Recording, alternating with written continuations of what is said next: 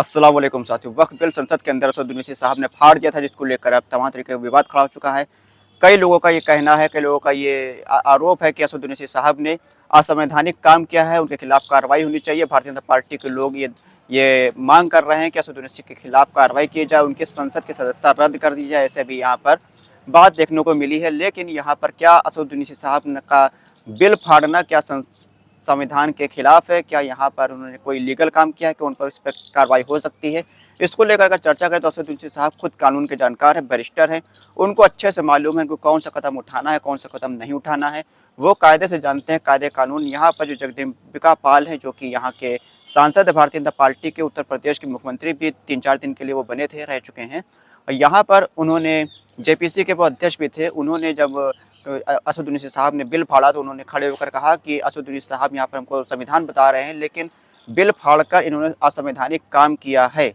यहाँ पर भारतीय जनता पार्टी के जो कार्यकर्ता लोग हैं, उनका ये कहना है कि इनके खिलाफ कार्रवाई होनी चाहिए। हालांकि जब सीएनआरसी का जो बिल आया था, उसको भी बैरिस्टर असदुद्दीन साहब ने फाड़ दिया था, लेकिन तब उन पर कोई कार्रवाई नहीं हुई थी, इसलिए कोई मांग नहीं उठाई गई थी। अगर हम गौर से देखें ओवैसी साहब का ये जब वीडियो कि अगर जब ओवैसी साहब बिल फाड़ने की बात कही थी, उन्होंने महात्मा गांधी का एक जुमला कोट किया। तो उन्होंने कहा था अफ्रीका के अंदर एक बिल आया था जो नस्ली भेद के तौर पर था। यहाँ पर महात्मा गांधी ने इस बिल को फाड़ दिया था, कहा था ये बिल को मैं नहीं मानता, उन्हीं के तर्ज पर मैं ये बिल फाड़ता हूँ। असदुद्दीन साहब ने बिल को फाड़ा नहीं था। आप गौर से देखें, असदुद्दीन ओवैसी साहब ने 2 पन्ने थे जिसमें एक स्टेपलर लगा था, पिन लगी थी। उस पिन या स्टेपलर को हटा दिया था, कुछ फाड़ा नहीं था। अगर लेकिन फाड़ने का नाम लिया था और कहा था कि मैं इस बिल को फाड़ता हूँ। लेकिन अगर कोई कानूनी कार्रवाई होती भी है तो भी असदुद्दीन साहब को कोई कार्रवाई नहीं हो सकती, क्योंकि असदुद्दीन साहब ने पूरे दिमाग से काम लिया है। यहाँ पर बिल फाड़ने के बजाय पिन को हटाया है, 2 पन्नों को अलग किया है। तो यहाँ पर असदुद्दीन साहब खुद कानून के जानकार हैं, चलती फिरती कानून की किताब है।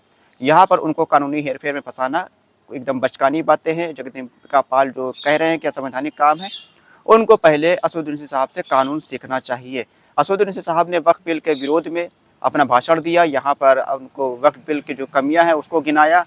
लेकिन ये बिल पास हो गया। 288 वोट इस बिल के समर्थन में पड़े, 232 वोट इस बिल के विरोध में पड़े। ये बिल पास कर दिया गया। राज्यसभा के अंदर भी ये बिल पास हो गया। राज्यसभा के अंदर 125 वोट बिल के पक्ष में पड़े, तो 93 या 95 वोट विरोध में पड़े। ये बिल पास कर दिया गया। राष्ट्रपति के पास ये बिल जाएगा। राष्ट्रपति महोदया जब इस पर साइन कर देंगे तो बिल कानून के तौर पर लागू कर दिया जाएगा। हालांकि असदुद्दीन साहब इस बिल के खिलाफ सुप्रीम कोर्ट भी चले गए हैं। सुप्रीम कोर्ट में उन्होंने अर्जी दाखिल करी। इसके अलावा कांग्रेस पार्टी के सांसदों ने भी इस बिल के खिलाफ सुप्रीम कोर्ट गए हैं।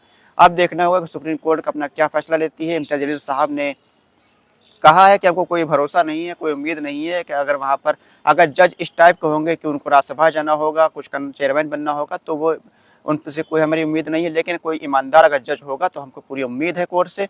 कोर्ट हमारे हक में फैसला सुनाएगी और यहाँ पर वक्फ बिल के जो विरोध में अर्जी दाखिल करी गई उस पर सुनवाई होगी और पूरे फैक्ट के तौर पर यहाँ पर इस बिल को रद्द कर दिया जाएगा सुप्रीम कोर्ट की तरफ से। अब देखना होगा कि असदुद्दीन साहब ने जो यहाँ पर केस जो सुप्रीम कोर्ट गए हैं, इस पर क्या कार्रवाई होती है। हालांकि यहाँ पर अभी केस का मामला तो आपको मालूम है कि तारीख पर तारीख लगती है, कई वक्त लग जाता है। लेकिन ये बिल हकीकत यही है कि बिल पास हो चुका है। इसके पहले जिम्मेदार नीतीश कुमार और चंद्रबाबू नायडू हैं। अपनी राय कमेंट को जरूर दें कि असदुद्दीन की पार्टी ने सही किया या गलत किया। ओवैसी साहब को जो बिल फाड़ा उसके खिलाफ ओवैसी पर क्या कोई कार्रवाई हो सकती है। खुदा हाफिज़।